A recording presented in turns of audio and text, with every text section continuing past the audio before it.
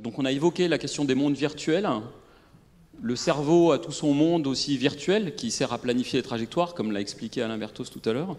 Et donc on peut utiliser ces technologies de réalité virtuelle pour comprendre donc, le mouvement humain, et notamment par exemple inférer les chemins qu'ont empruntés les hommes préhistoriques. C'est une partie de vos recherches, il me semble. Et donc on va écouter attentivement Marie-Paule Cany. Merci. Bonjour, merci beaucoup. So I will be talking in French, but I just translated my slides to English to facilitate for some of you following the talk. Donc je vais vous parler en fait de synthèse du mouvement et contrôle du mouvement en venant de mon domaine, qui est un domaine qui est l'informatique graphique 3D. Donc en informatique graphique 3D, en fait, on s'intéresse à modéliser des personnages, entre autres, pour peupler les mondes virtuels. Ça peut être à des fins de support à la créativité, comme dans les personnages de films que vous voyez ici. Ça peut être aussi parce que les personnages virtuels vont nous aider à faire des tests d'ergonomie, ou bien ça peut être pour faire des jumeaux numériques, donc très proches de la réalité, qui vont servir, par exemple, dans des collaborations avec des médecins, etc. Et donc, on est donc finalement à la frontière, on est un petit peu pluridisciplinaire quand on essaie d'animer ces personnages, on est à la frontière de beaucoup de domaines que j'ai indiqués ici. Et je vais essayer de vous expliquer en fait comment les avancées récentes de mon domaine pourraient aider à comprendre et à synthétiser les mouvements. Donc déjà dans mon domaine, pour animer un personnage virtuel, on sépare clairement l'animation d'un squelette articulé et puis l'ajout d'une peau sur ce squelette articulé. Alors, le squelette articulé ne ressemble pas forcément à un squelette anatomique. C'est en fait une hiérarchie de joints, de repères locaux dans lesquels sont placés les blocs qui servent à représenter la peau du personnage. Et donc en fait, quand on rajoute cette peau du personnage, on va se mettre dans les repères locaux du squelette, on va rajouter une peau lisse, ou bien par des modèles procéduraux, là vous voyez 3 modèles procéduraux qui sont en haut, ou bien avec un modèle anatomique. Par exemple, dans certains films d'animation, pas seulement pour les jumeaux numériques en médecine, on peut avoir besoin de voir les muscles qui roulent sous la peau, et donc on va faire des modèles anatomiques qui comprennent la partie musculaire. Mais dans ce colloque sur le mouvement, je vais vous parler uniquement ici, maintenant, du mouvement du squelette. Alors, toujours dans mon domaine informatique graphique, nous avons 3 méthodes pour animer un squelette. La première, la plus ancienne, c'est les méthodes qui sont cinématiques. Dans les méthodes cinématiques, ça veut dire qu'un humain, un animateur, va décrire les cycles de mouvement en donnant, puisqu'en fait on a un squelette articulé, on a donc des joints, des articulations, et on a des membres, et en fait on va donner simplement le changement d'angle, donc un mouvement oscillatoire, comme l'a dit quelqu'un qui a fait un exposé précédemment, finalement comment ces angles vont osciller au cours du temps pour faire un mouvement de marche. Ça, c'est la cinématique directe, mais si on veut vraiment s'assurer que le pied au sol ne va pas glisser et va rester toujours au sol, on va s'appuyer dessus pour faire la marche, alors on utilise aussi la cinématique inverse, c'est-à-dire dans ce cas-là, on va fixer la position de l'extrémité d'un morceau du squelette et on va, dans ce repère local, avoir le système qui va nous calculer automatiquement la succession d'angles qu'il va falloir avoir, de manière à ce que, par exemple, le pied reste au sol et ne glisse pas au sol. Donc ça, c'est des méthodes qui avaient été aussi introduites en robotique, qu'on utilise dans notre domaine. Voilà, donc finalement, ces méthodes cinématiques directes et inverses vont donner un contrôle très précis à l'animateur qui pourra faire un mouvement, entre guillemets, aussi irréaliste qu'il le souhaite, aussi exagéré qu'il le souhaite. Ce contrôle précis, bien sûr, vient à l'encontre de l'aide au réalisme. Alors, pour l'aide au réalisme, on peut se dire que ce qu'il nous faut, c'est une simulation par modèle physique. Donc, ces éléments qu'on va associer aux différents membres, on peut les modéliser avec leur masse, avec leurs formes qui vont permettre de calculer une matrice d'inertie. On peut donner des limites angulaires aux différents joints du squelette. On peut donner des coefficients de frottement pour les contacts au sol. Et on se dit, on va utiliser un module de simulation qui va nous calculer la suite du mouvement. Mais toute la question, c'est comment contrôler ces mouvements. Si au lieu de tomber, vous voulez que ce personnage se mette à marcher ou à courir, il va falloir qu'on ait les forces internes, les forces appliquées sur les joints. Et donc, dans mon domaine, ce que les gens ont fait depuis des années, enfin des collègues qui a le plus fait ça, même depuis 1993, c'était Michel Van de Panne. Et donc là, c'est en fait une de ses dernières approches de ce genre-là en 2008. C'est vraiment un design manuel d'un module de contrôle. La manière dont, dans mon domaine, on a modélisé ce module de contrôle, c'est en fait de se dire, au cours du temps, c'est comme si le corps du personnage voulait tour à tour atteindre une certaine posture. Et donc, on va avoir des contrôleurs au niveau des joints qui vont appliquer des couples à ce système physique, des contrôleurs proportionnels dérivés, donc qui sont proportionnels à la dérivée de l'erreur, de l'erreur par rapport à la posture qu'on veut atteindre, et qui vont forcer finalement le squelette à se plier, se déplier. Et donc dans le modèle Sibicon, par exemple en 2008, il avait rajouté un contrôleur qui est basé sur l'idée du pendule inverse qui va maintenir l'équilibre. Donc l'idée du pendule inverse, c'est quand on a son pied posé au sol, il va falloir pour maintenir l'équilibre que le centre de gravité revienne au-dessus du polygone de sustentation, et donc on a une force qui va nous ramener à l'équilibre qu'on va appliquer, ou alors ça va nous dire à quel endroit on va poser le pied suivant finalement. Et donc au cours du temps, ces contrôleurs vont donner des couples angulaires qui vont permettre de calculer l'état suivant, etc. Mais si on regarde finalement ce qui a été obtenu, on va trouver à gauche, regardez, vous voyez le contrôleur finalement de 2008, on entraîne ce contrôleur, on optimise les poids des articulations, et ce personnage va réussir à finalement optimiser tous les paramètres de ce modèle qu'on a codé en dur pour réussir à simuler quelque chose qui ressemble à un mouvement de marche, et même ici, monter des marches. Mais voyez à quel point ce mouvement est robotique. Si on utilise le même genre d'approche pour un mouvement beaucoup plus dynamique, c'est ce qu'on voit dans l'autre vidéo. Ici, vous voyez que comme quand on fait un mouvement d'escalade, on a la balance du corps, etc. Donc là, vraiment, on voit tout l'intérêt de la simulation physique. À la limite, c'est un cas qui est beaucoup plus simple pour ce type de contrôleur, puisque dans la marche, on a aussi notre style. Et finalement, avec un corps qui est aussi simplifié, on a du mal à retrouver le style de marche d'un humain. Alors du coup, la troisième approche, les gens se sont dit, mais pour avoir des personnages réalistes dans les mondes virtuels, il faut donc capturer des vrais humains. Donc c'est ce qui a été fait, par exemple, pour le personnage de Gollum. Vous voyez un exemple dans Le Seigneur des Anneaux ici, où on peut faire de la capture magnétique, on peut aussi faire de la capture optique. De nos jours, c'est beaucoup fait avec des caméras de profondeur. Mais en tout cas, si on capture ces mouvements d'humains réels, on va avoir deux problèmes. Le problème de la morphologie, c'est-à-dire qu'on a capturé un mouvement qui vient de la morphologie d'un certain acteur, et on va vouloir peut-être le transférer à un personnage qui a une morphologie complètement différente, comme dans le cas de Gollum. Si le transférer, c'est maintenir les mêmes angles au cours du temps, peut-être que les bras plus longs de Gollum vont arriver en dessous du sol. Donc il va falloir modifier ces mouvements quand on les transfère.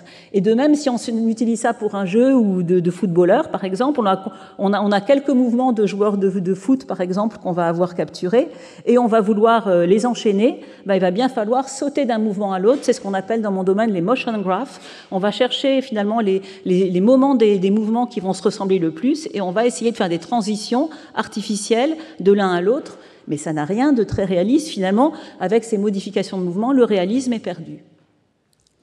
Donc du coup, je vais essayer de vous montrer quelques avancées récentes qu'on a fait en particulier dans mon équipe de recherche. Et en particulier, nous, on a regardé une étude de cas particulier, comment on va pouvoir adapter la locomotion d'un personnage dans un monde virtuel à un terrain naturel. Parce que quand on capture le mouvement, c'est souvent sur terrain plat et rigide.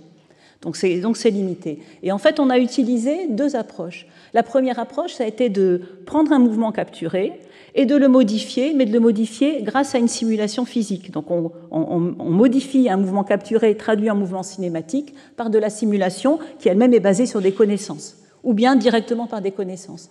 Et puis la deuxième approche, c'est d'apprendre, donc d'utiliser l'apprentissage profond par renforcement, de manière à apprendre à marcher en apprenant à imiter les humains. Et on va voir ce que ça donne et ce qui marche.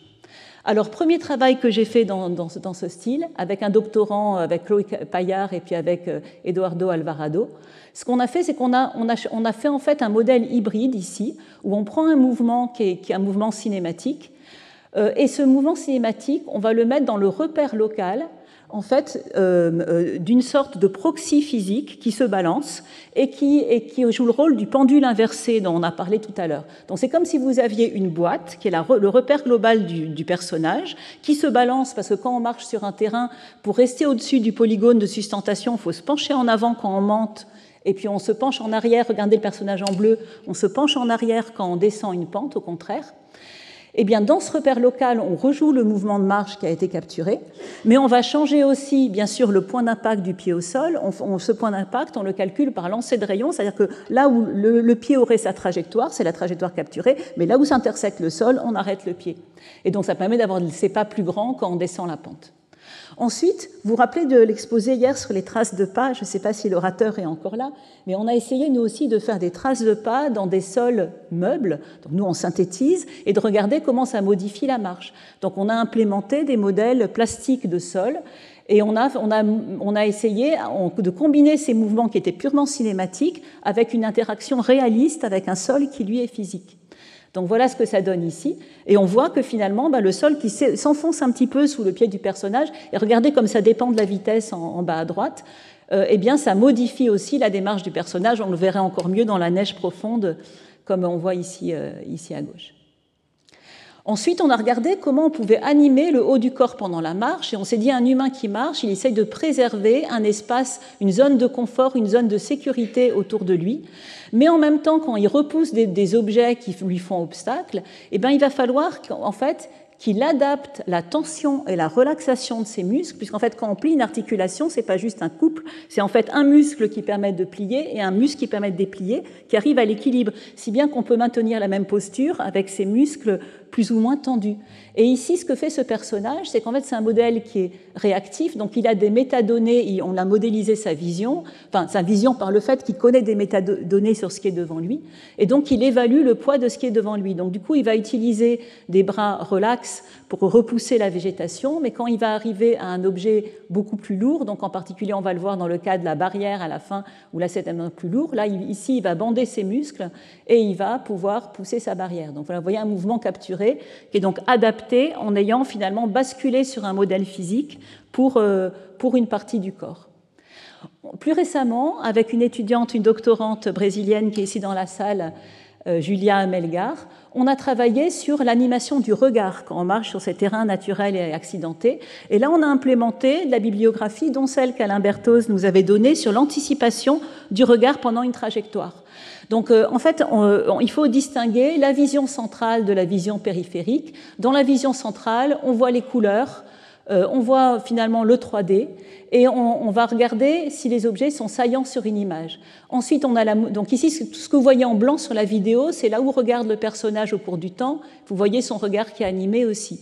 En fait, ce qui va se passer, c'est qu'on va mesurer la saillance de ce que voit une caméra placée à la place des yeux, en utilisant un réseau de neurones pré-entraîné sur la saillance des images fixes, et on va combiner ça avec un modèle en fait qui mesure la saillance cette fois-ci due au mouvement. C'est le mouvement toujours depuis la caméra des yeux du personnage. Quel est le mouvement apparent des objets, comme ces oiseaux par exemple qu'on a rajoutés. Donc son regard est attiré par son mouvement apparent. Et puis à chaque instant, le personnage doit faire un choix. Est-ce que je regarde les objets qui bougent ou bien les champignons qui sont rouges, ou est-ce qu'on regarde son chemin pour savoir où mettre les pieds? Et là, on a trouvé encore de la littérature en sciences cognitives qui nous disent la fréquence pour regarder le chemin. Finalement, ça, c'est finalement le résultat d'une très forte approche bibliographique où on a implémenté et combiné, enfin Julia a fait tout ça, des méthodes des modèles qui sont basés sur les connaissances. Des connaissances physiologiques, perceptuelles, et comme je disais, un réseau de neurones, basé de données pré-entraînées pour la salience sur les images fixes. Alors, maintenant, je vous montre une deuxième approche pour faire la même chose, c'est le fait de se dire on va utiliser les nouvelles avancées en intelligence artificielle. Et en particulier, on peut essayer d'utiliser l'apprentissage profond par renforcement. Qu'est-ce que c'est que ça? Donc, vous vous rappelez tout à l'heure les contrôleurs qui étaient donnés à la main pour donner les couples au cours du temps pour un personnage simulé. Eh bien là, c'est la même chose, sauf que le contrôleur ne va plus être donné par un utilisateur, mais il va être appris par renforcement. C'est-à-dire qu'au début, le personnage simulé joue avec ses muscles, joue avec les couples aux joints de son squelette articulé, un squelette purement physique, de manière aléatoire, et petit à petit, il va apprendre un comportement, donc en anglais policy, il va apprendre finalement à donner une distribution d'actions à faire en fonction de l'observation de l'état du monde qu'on va lui donner, en fonction de la tâche à réaliser. Par exemple, avancer à une certaine vitesse dans une certaine direction, eh bien le personnage, le réseau de neurones va finalement pouvoir donner une action à réaliser, et ainsi de suite, et ça va être une boucle.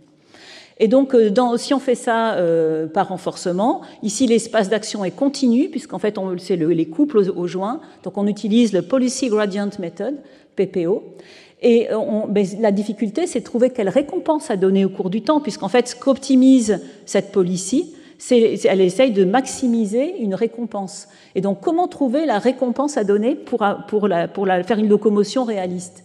Finalement, une collègue américaine, avec son équipe, a réussi à faire le premier personnage qui marche avec cette approche. Et voilà ce que ça donne ici. Vous voyez, le réalisme n'est pas tellement plus grand que celui de Sibicon, c'est-à-dire ce qu'on a vu tout à l'heure avec les contrôleurs faits à la main. Ce personnage très simplifié réussit à marcher. Si on lui donne une vitesse plus grande à parcourir, il réussit à courir. Pour faire ça, elle lui a donné 3 récompenses. Une récompense s'il avance à la vitesse qui a été prescrite, une récompense, enfin plutôt un malus s'il utilise beaucoup d'énergie, donc du coup ça le conduit à optimiser son énergie, et enfin elle a imposé un mouvement symétrique, sinon les mouvements qui sont appris ressemblent à ça. Voilà la démarche que vont avoir ces robots si on ne leur dit pas qu'il va falloir symétriser les mouvements. Donc on se dit, pour faire un mouvement déjà de marche, c'est pas très réaliste, est-ce qu'on pourrait combiner la capture de mouvement avec ça? Et du coup, les gens de mon domaine se sont dit, mais en particulier l'équipe de Michel Van de Panne de Sibicon, dont j'ai présenté tout à l'heure, se sont dit, est-ce qu'on ne pourrait pas demander à ces systèmes, apprendre à ces systèmes par renforcement à imiter un mouvement capturé? Donc c'est ce que vous voyez ici, on se donne le modèle du personnage, on se donne le mouvement de référence, et on se donne ici une cible. Par exemple, on doit modifier ce mouvement de référence pour que le pied arrive dans la boule qui est ici. Et donc ici, on fait, c'est ce qui s'appelle deep mimic. Le personnage, on apprend le réseau de neurones dont le comportement va se synchroniser à chaque instant le mieux avec les données. Donc c'est très intéressant parce que le personnage qui est animé à la fin, c'est un personnage vraiment physique. Vous pouvez lui jeter dessus des pierres, des cailloux, lui mettre des obstacles, lui faire son mouvement dans une pente. Son mouvement va être modifié puisque c'est pas le mouvement capturé, c'est la reproduction par modèle physique de ce mouvement capturé. Mais ici encore, finalement, on voudrait généraliser. On ne va pas donner un clip pour tous les mouvements possibles. Et rappelez-vous de mon cas sur les terrains accidentés. Si pour tous les terrains, il faut capturer puis imiter, on ne pourra pas généraliser à des mondes virtuels nouveaux. Donc du coup, les gens se sont demandé comment on va pouvoir généraliser ces mouvements. À gauche, vous voyez une tentative pour généraliser depuis un seul clip de mouvement, ici en rajoutant des variations temporelles et spatiales. Donc là, on réussit à faire ça, mais en fait, ça ne va pas découvrir des nouveaux mouvements.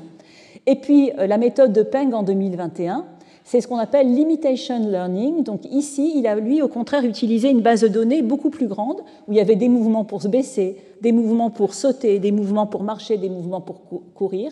Et il a utilisé une nouvelle méthode d'apprentissage par renforcement qui s'appelle le GALE, qui est Generative Adversarial Imitation Learning. Et là, l'idée, c'est qu'il y a un réseau de neurones adverses, comme dans les GAN, si vous connaissez, qui va être un discriminateur et qui va répondre à la question « Est-ce que le mouvement qu'on voit appartient à la base de données ou n'appartient pas à la base de données ?» Et en faisant ça, finalement, il a permis d'avoir maintenant une transition physique entre tous ces mouvements, c'est-à-dire de pouvoir aller de la marche à la course de manière réaliste, puisqu'en fait, le réseau de neurones va être capable d'apprendre toute la base de données à la fois et de générer ces transitions. Alors, je vais vous montrer maintenant un travail très récent qu'on a fait notamment avec mon étudiant Paul Boursin, qui est là-bas au fond de la salle, et puis avec Julia Melgar, dont on a parlé un peu pour la fin. Et donc d'abord, le travail de Paul, c'est est-ce qu'on va pouvoir, avec peu de données, on voudrait combiner finalement les deux contributions précédentes, utiliser très peu de données et à la fois pouvoir découvrir des nouveaux mouvements. Et en particulier, découvrir le mouvement sur un sol accidenté qu'on n'a jamais réussi à faire. Alors pour ça, déjà, on s'est dit qu'il fallait que la tâche, donc la tâche G, en fait, on l'intègre à l'état qui est observé. Donc dans l'observation, on va en fait intégrer un terme qui est la différence entre l'état actuel du personnage, de son corps, etc., et la tâche, ou bien de sa position dans le monde, et de la tâche qu'il a réalisée. Et puis pendant l'entraînement, on va repartir sur le GALE, on va rajouter un discriminateur qui répond à la question « Est-ce que le mouvement est ou pas dans la base de données ?» Mais finalement, et on va entraîner avec des tâches arbitraires. Mais disons, la grande contribution, c'est de se dire qu'on ne veut pas imiter les données, on veut s'inspirer des données pour découvrir des nouveaux mouvements. Et pour ça, on va donner un espace d'observation qui est différent. C'est-à-dire qu'au lieu d'observer est-ce que c'est pareil à chaque instant que le mouvement donné en exemple, on va se dire est-ce que les vitesses relatives des joints les uns par rapport aux autres dans la hiérarchie sont les mêmes. Rappelez-vous de l'exposé tout à l'heure où on parlait de l'oscillation en fait, des membres. En fait, qu'on avance devant ou qu'on recule, on a un peu, de manière similaire, une oscillation, par exemple, des jambes par rapport aux hanches. Et donc, du coup, ça va rajouter, on va enlever les positions de ces observations, de manière à ce qu'on puisse mettre son pied où on veut. Mais on va apprendre plus la philosophie du mouvement. Alors, je vous montre tout de suite ce que ça donne. Regardez ce personnage. On lui impose 2 buts. Le but en rouge en bas, qui est où il doit aller, à quelle vitesse, et puis le but de la tête, qui est où est-ce qu'il doit regarder. Et donc, du coup, il apprend. Il a eu un seul cycle de marche sur sol plat et rigide. Il apprend à monter en se penchant un peu en avant, et il apprend à descendre des pentes en gardant son équilibre. On lui a donné aussi un modèle de regard simplifié, de manière à ce qu'il, quand il est sur les pentes, qu'il voit le sol au-dessous de lui. Ensuite, on va lui imposer des mouvements qu'il n'a pas du tout appris, comme qu'est-ce qui se passe si on le tire par un bras pendant qu'il est en train de marcher. Ici, on va le tirer dans une direction diagonale, et regardez comme il a du mal à marcher, mais il apprend quand même à essayer de garder son équilibre. Et là, c'est quelqu'un qui essaye absolument de marcher, on le tire de manière modérée, il continue son mouvement de marche. On va ensuite le tirer de manière bien plus forte. Et on va voir comme finalement ce personnage va réussir quand même à maintenir son équilibre. Donc rappelez-vous, les données là, c'est un seul mouvement de marche, un seul cycle de marche sur sol plat et rigide. Et il apprend à essayer de maintenir son équilibre jusqu'au moment où vraiment il n'en peut plus parce qu'il est tiré trop vite et il va finir par tomber. Voilà, et ici, ce qu'on a fait, c'est qu'on lui a donné un mouvement de marche et on essaye de voir si à partir de ce mouvement de marche, si on lui donne des consignes de vitesse plus grandes, il réussit à trouver tout seul comment courir. Donc, en plus, avec l'orientation, on l'apprend à marcher à l'envers, puisqu'en fait, on impose que par rapport à la direction de son bassin, il marche à reculons, et on lui impose de marcher devant et à reculons à différentes vitesses. En fait, ce qu'on peut remarquer, c'est qu'il a un peu de mal à apprendre à courir à partir du mouvement de marche, mais par contre, courir à reculons, là, il est excellent pour courir à reculons, notre personnage. Voilà donc pour ces premiers résultats de ce genre. Et là, vous voyez quelque chose de très intéressant, c'est notre travail vraiment en cours sur est-ce qu'on peut apprendre le regard. Est-ce qu'un personnage, si on lui dit simplement qu'il doit marcher et qu'il regarde où il veut, il peut entraîner son regard pour regarder à l'endroit le plus utile pour sa locomotion. Donc là, vous voyez les tout premiers résultats donc de la collaboration entre Julia et Paul sur nos 2 doctorants. Donc là, vous voyez le personnage qui a marché dans cette première vidéo, il a marché devant lui et on voit que quand il descend, il a besoin de pencher plus sa tête pour regarder par terre. Quand le sol va changer d'inclinaison, puis quand il est un peu plus à plat, il regarde un petit peu plus haut. Et puis le rouge, c'est la direction de sa tête, donc il tourne petit à petit sa tête. Et maintenant, regardez, on va maintenant forcer ce personnage à marcher à reculons. Donc là, pour son regard, il est embêté, il essaye de tourner sa tête. Et puis finalement, il va finir par se dire, pour marcher à reculons, il vaut mieux encore retourner son corps également. Enfin, je vais vous parler un tout petit peu, comme il y avait des paléontologues dans la salle, de mes collaborations avec les paléontologues. Moi, j'avais rencontré Henri de Lumley, je m'étais mis à travailler avec l'équipe de Tautavel. Donc pour l'équipe des préhistoriens de Tautavel, qui travaillent sur les Homo erectus il y a moins 500 000 ans environ, on travaille en fait sur le fait de faire une plateforme expérimentale qui reproduit la vallée de Tautavel avec sa faune, sa flore il y a 500 000 ans, pour que les préhistoriens puissent tester leurs hypothèses et retrouver à quelle vitesse finalement, comment faisaient ces hommes préhistoriques pour chasser des grands animaux, pour porter les carcasses dans la grotte, etc. Eh bien, il y a quelques semaines, il y a vraiment pas longtemps, il y a 15 jours, on a vu pour la première fois l'homme de Tautavel revenir dans notre modèle virtuel de la vallée de Tautavel grâce au travail de Paul. Et donc, on est vraiment très content de cette collaboration et surtout des avancées que ça va nous permettre, grâce toujours à cet apprentissage profond par renforcement et à l'homme agile qui est capable de marcher sur ces terrains accidentés, pas encore dans les marécages et sur terrain meuble, mais on espère que ça va venir très vite.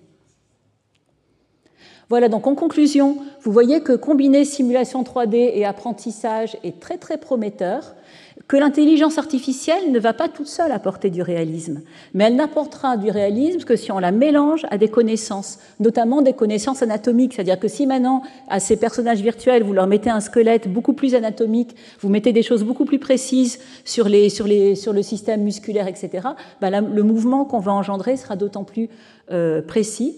Et il faut non seulement ces connaissances, mais sans doute des exemples de mouvements à imiter, dont s'inspirer pour que l'apprentissage soit beaucoup plus rapide et qu'on ne soit pas dans des minimums locaux et qu'on aille vers le type de mouvement qu'on va vouloir synthétiser.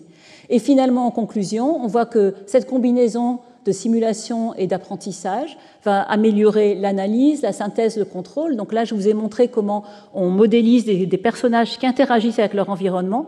Dans l'exposé de Julien Pétré et puis d'Anne-Hélène Olivier, on va voir comment ils interagissent entre eux. Ça peut aussi permettre de mieux comprendre et d'améliorer le mouvement humain. Donc dans l'exposé de France Multon, on va voir ça. Et puis moi, je pense que ça va beaucoup inspirer les gens qui entraînent et fabriquent des robots humanoïdes. Et je pense que ça maintenant, ça va aller très vite. Merci pour votre attention.